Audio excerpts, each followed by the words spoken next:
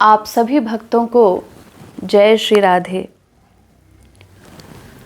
इस बार जगत गुरु कृपालु परिषद द्वारा राधा गोविंद गीत गाएं चैलेंज 2 में हमें श्री महाराज जी द्वारा रचित ग्रंथ राधा गोविंद गीत के 6 दोहे दिए गए हैं, जिनको गाकर अत्यंत संक्षेप में उनका अर्थ भी स्पष्ट कर रही हूँ।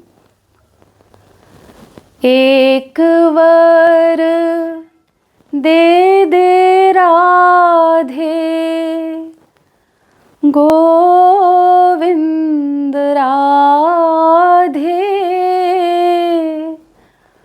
भूले हूँ भूलूं नहीं तो ही पल आधे।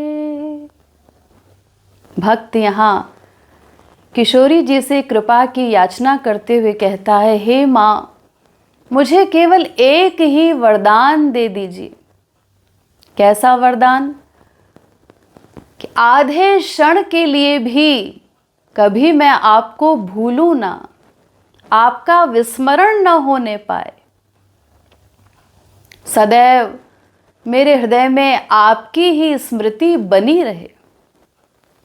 क्योंकि पद्म पुराण में कहा गया, स्मर्तव्यः सततं विष्णुर्विस्मर्तव्यो न जातुचित्, सर्वे विधि निषेधा स्युः रेतयोरेव किंकराः। पद्म पुराण कहता है, सदा भगवान का स्मरण करो, एक पल के लिए भी उनका विस्मरण न होने पाए। वेद के जितने विधि निषेध हैं वो सब इन्हीं 2 के अंतर्गत हैं। वेद में तमाम विधि बताई गई। विधि मतलब जो कर्म हमें करने चाहिए। वेद कहता है ऐसा करो, ऐसा करो, ऐसा करो, तुम्हें ये करना चाहिए, ये करो। ऐसी जो आज्ञाएं हैं वेद की, उसे कहा गया विधि, जिसको करने का निर्देश वेद देता है। और कुछ निषेधाज्ञाएं हैं, तमाम प्रकार के निषेध हैं। ये न करो, ये न करो, ये न करो, उसे कहा गया निषेध, जिनका करना वर्जित है। तो वेद के उन तमाम विधि निषेध का ज्ञाता कोई हो जाए, उनको समझ ले, ये असंभव है। फिर उनको प्रैक्टिकल भी करे, ये साधारण मनुष्य के लिए संभव नहीं। इसीलिए पद्म पुराण कहता है कि तमाम विधि निषेध के चक्कर में पड़ने की आवश्यकता नहीं है। सार समझ लो, एक ही विधि है, केवल सदा भगवान का स्मरण करो। और एक ही निषेध है कि एक क्षण के लिए भी भगवान को न भूलो। जिसने इस सार को, इस विधि निषेध को समझ लिया, वो समस्त वेद का ज्ञाता हो गया। उसे और कुछ पढ़ने समझने की आवश्यकता नहीं, केवल यही सार समझना है और प्रैक्टिकल करना है। क्योंकि भगवान को भूल जाना मनुष्य के लिए इससे बड़ी और कोई विपत्ति नहीं हो सकती। भागवत में स्पष्ट किया गया, विपदो नैव विपदः संपदो नैव संपदः, विपद विस्मरणं विष्णो संपन्नारायण स्मृति। एकमात्र विपत्ति है मनुष्य के लिए भगवान को भूल जाना, और उनका स्मरण यही एकमात्र संपत्ति है। इसीलिए इसी सार को समझकर भक्त यहाँ किशोरी जी से याचना कर रहा है कि हे माँ, इसके अतिरिक्त मुझे और कोई वर नहीं चाहिए। बस ऐसी कृपा कर दीजिए कि सदैव तुम्हारा स्मरण बना रहे, आधे पल के लिए भी मैं तुम्हें न भूलूं। दूसरा दोहा है, तू तो है दीन बंधु गोविंद राधे, तृण ते अधिक मोही दीन बना दे। हे नाथ, तुम तो दीन बंधु हो, दीन जन ही तुम्हें अत्यंत प्रिय हैं। दीन जनों को ही तुम हृदय से लगाते हो, स्वयं उनके बंधु बन जाते हो। तुम्हें अहंकार पसंद नहीं, अहंकार से तो द्वेष है, दुश्मनी है भगवान की। नारद जी ने स्पष्ट करते हुए कहा, ईश्वरस्याभिमान द्वेषित्वा दैन्य प्रियत्वाच्च, यानी भगवान को अहंकार से घृणा है, वो अहंकार पसंद नहीं करते, दीनता उन्हें पसंद है। दीनता अत्यंत प्रिय है, इसीलिए दीन जनों को हृदय से लगाते हैं।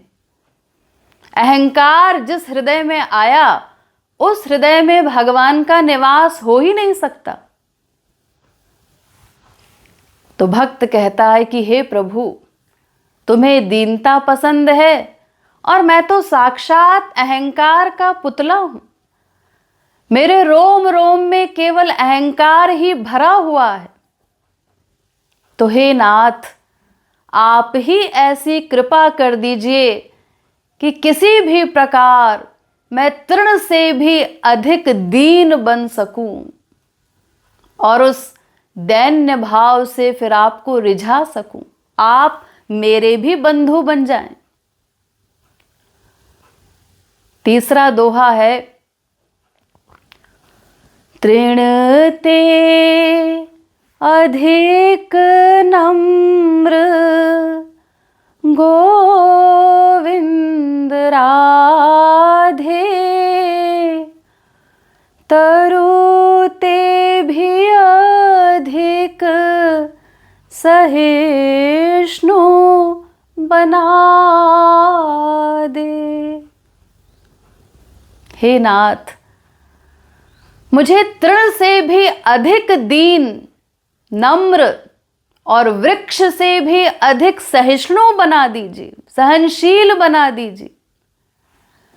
क्योंकि ये दीनता, नम्रता, सहनशीलता, यही भक्ति की आधारशिला है।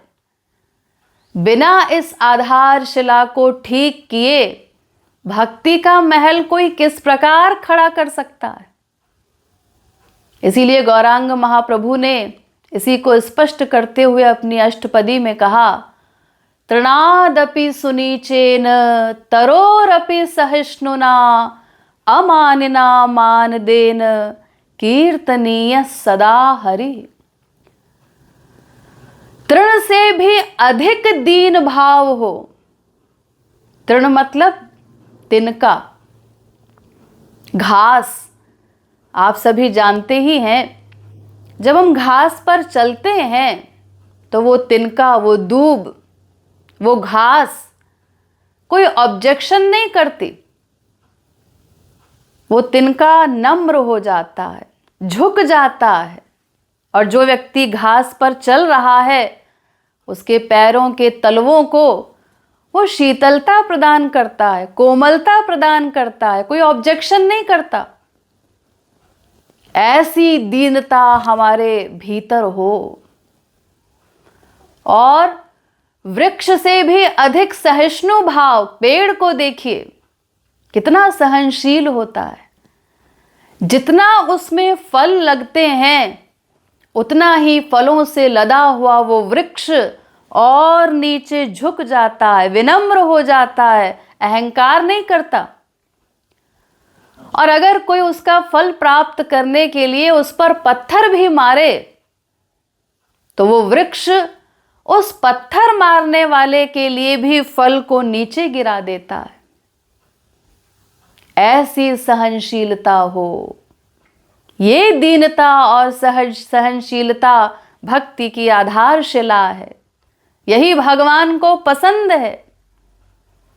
इसीलिए भक्त यहाँ याचना कर रहा है कि हे किशोरी जी, मुझे ऐसा बना दीजिए कि मैं तृण से भी अधिक विनम्र हो जाऊं, वृक्ष से भी अधिक सहनशील बन जाऊं और फिर इन दिव्य गुणों के द्वारा आपको रिझा सकूं, आपकी विशेष कृपा का अधिकारी बन सकूं।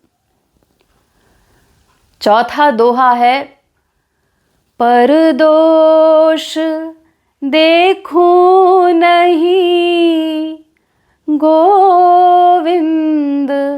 राधे, पर निंदा करूं नहीं ऐसा बना दे। हे प्रभु, मुझे ऐसा बना दीजिए कि मैं किसी भी प्रकार पर दोष देखूं नहीं, दूसरों के दोष न देखूं, परदोष दर्शन न करूं और पर निंदा भी न करूं। क्योंकि जब हम दूसरों के दोष देखते हैं तो दोष देखने में सबसे बड़ी हानि हमारी ही होती है। दूसरों के दोष देखने से हमारा ये पहले से ही गंदा अंतःकरण और अधिक मलिन हो जाता है और फिर हम अंतर्यामी नहीं हैं तो किसी के भी दोष देखने का हमें अधिकार नहीं दिया गया है। तो अगर दूसरों के ही दोष हम देखते रहे, उतनी देर के लिए साधना समाप्त हो गई। उससे तो हमारा अहंकार और पुष्ट होगा और हमारे लिए ये पतन कारक होगा। इसीलिए कहा गया कि दोष देखना ही है तो अपने दोष देखो, जाने ते छीज ही कछु पापी। क्योंकि जब अपने दोषों की ओर देखेंगे तो फिर हमें अपने कल्याण की चिंता भी होगी, तो उन दोषों को दूर करने का हम प्रयास भी करेंगे, इससे हमारा लाभ होगा। इसी प्रकार पर निंदा में भी हमें प्रवृत्त नहीं होना चाहिए, क्योंकि वो भी हमारे ही लिए हानिकारक है। पद्म पुराण में कहा गया, परस्य निंदाम पैशून्यम धिक्कारम च करोति यः, तत्कृतं पातकं प्राप्य स्वपुण्यम प्रददाति सः। यानी जब हम किसी की निंदा करते हैं, चुगली करते हैं, आलोचना इत्यादि करते हैं तो क्या परिणाम होता है? जिस व्यक्ति की निंदा इत्यादि हम कर रहे हैं उसके समस्त पाप हमें प्राप्त हो जाते हैं और हमारे समस्त पुण्य उस व्यक्ति के पास चले जाते हैं जिसकी हम निंदा इत्यादि कर रहे हैं। तो कितना बड़ा लॉस का कार्य हो गया। इसमें तो हमारी ही हानि है केवल। इसीलिए ये परदोष दर्शन, पर निंदा करना इत्यादि सबसे बड़े कुसंग हैं, जिससे हमारी ही सारी साधना चौपट हो जाती है। इसीलिए भक्त यहाँ किशोरी जी से याचना कर रहा है कि हे माँ, मुझे ऐसा बना दीजिए कि मैं ये पर दोष दर्शन, पर निंदा इत्यादि कुसंगों से सदैव दूर रहूं। पांचवा दोहा है, तेरा ही रूप गुरु गोविंद राधे,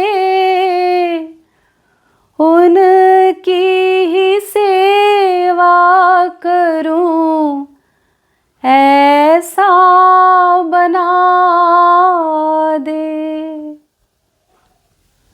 हे नाथ, गुरु साक्षात आपका ही स्वरूप है। लेकिन हर जन्म में हमने यही गड़बड़ी की, गुरु को भगवत स्वरूप नहीं मान पाए। गुरु में और भगवान में कोई भेद नहीं है। भगवान स्वयं भागवत में कहते हैं, आचार्यम माम विजानिया नावमन्येत करहिचित न मर्त्य बुद्ध्या सूयेत सर्वदेव मयो गुरु। आचार्य को, गुरु को मेरा ही स्वरूप जानो, वो साक्षात मैं ही हूं और कोई नहीं है। और इसीलिए नावमन्येत करहिचित, किसी भी प्रकार कभी भी मनसा वाचा कर्मणा गुरु की अवहेलना न होने पाए, उनका अपमान न होने पाए। न मर्त्य बुद्ध्या सूयेत, कभी भी उनमें साधारण मनुष्य की भावना न करना। सर्वदेव मयो गुरु, उस गुरु में समस्त दैवी शक्तियों का निवास है। लेकिन हमने हर जन्म में यही गड़बड़ की, अनंत जन्मों में अनंत गुरु मिले, लेकिन सदैव हमने उनको साधारण मनुष्य की भांति समझकर उनमें दोष बुद्धि रखी, नामापराध करते गए, उनमें दोष देखते गए। इसीलिए आज तक परम चरम लक्ष्य प्राप्त नहीं हो सका। जब तक गुरु में सदैव भगवत भावना न होगी, शरणागति सही नहीं होगी, तब तक किसी भी प्रकार जीव को अपना परम चरम लक्ष्य प्राप्त नहीं हो सकता। इसीलिए यहाँ पर भक्त प्रार्थना कर रहा है कि हे प्रभु, ऐसी कृपा कीजिए कि वो गुरु जो साक्षात आपका स्वरूप है, उनको मैं सदैव भगवत स्वरूप में देख सकूं, मान सकूं और तन मन धन हर प्रकार से उनकी सेवा करके स्वयं को कृतार्थ कर सकूं। छठा दोहा है, तुम हो कृपालु दो गोविंद राधे, कृपा कोर करी मेरी बिगड़ी बना दे। हे नाथ, हे मेरे श्यामा श्याम, तुम दोनों ही अत्यंत कृपालु हो, करुणा के भंडार हो, करुणा सिंधु हो, अकारण करुण हो, कृपा के अतिरिक्त और कुछ कर ही नहीं सकते।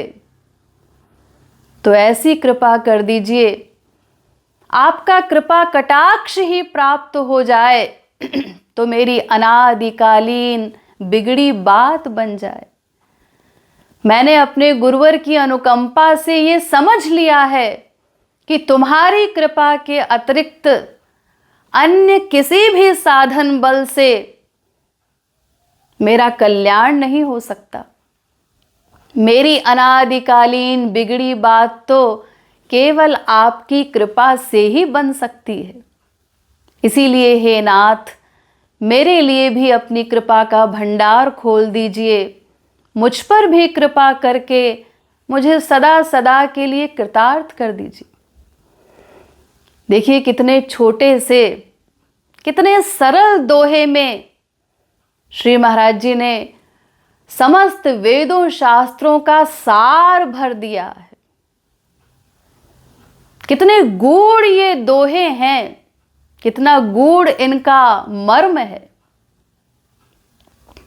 और आश्चर्य की बात तो ये है कि श्री महाराज जी ने अपना ये दिव्य ग्रंथ कहीं बैठ करके कुछ सोच करके नहीं लिखा,